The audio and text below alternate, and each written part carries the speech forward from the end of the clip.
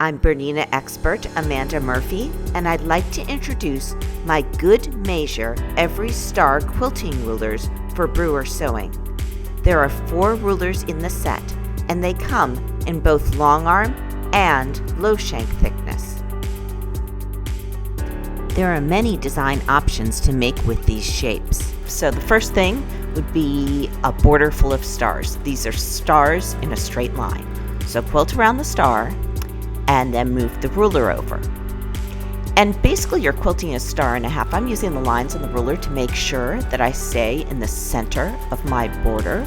I'm going to go all the way around this star.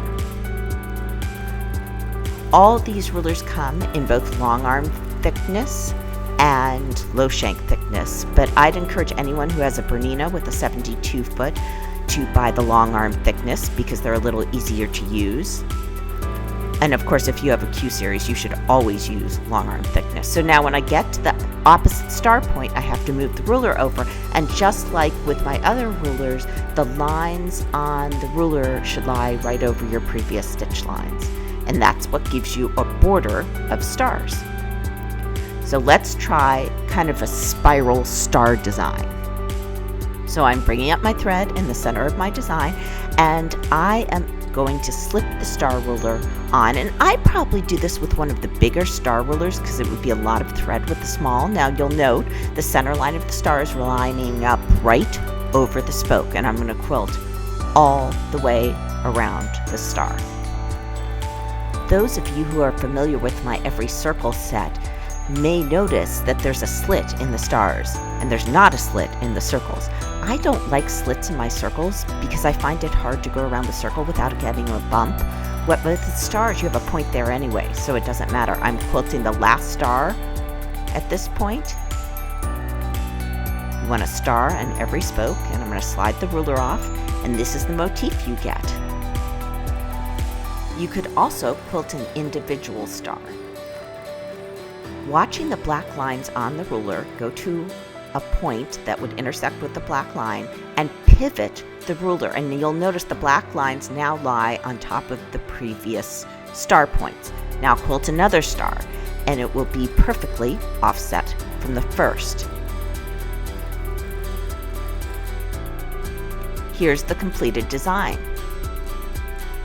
So there's a lot of things you can do with the Every Star ruler set. Here is a free motion fill I did, so it was just a simple meander with loops, and I added stars every once in a while. It kind of looked like a starry sky. This is easy even for a beginner quilter. It's a very forgiving design, so you meander along, and every once in a while you fill in with a star. I used the smaller stars for this design. And here's another free motion fill. I did a bunch of swirls, and every once in a while I slipped in a star.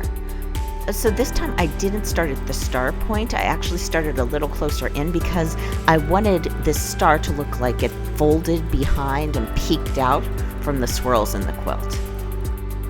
So I kind of quilted a partial star here. I slipped off the star and I continued my fill. So those are some free motion fills you can do with star rulers.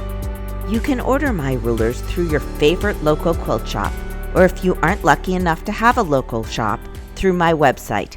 Happy quilting!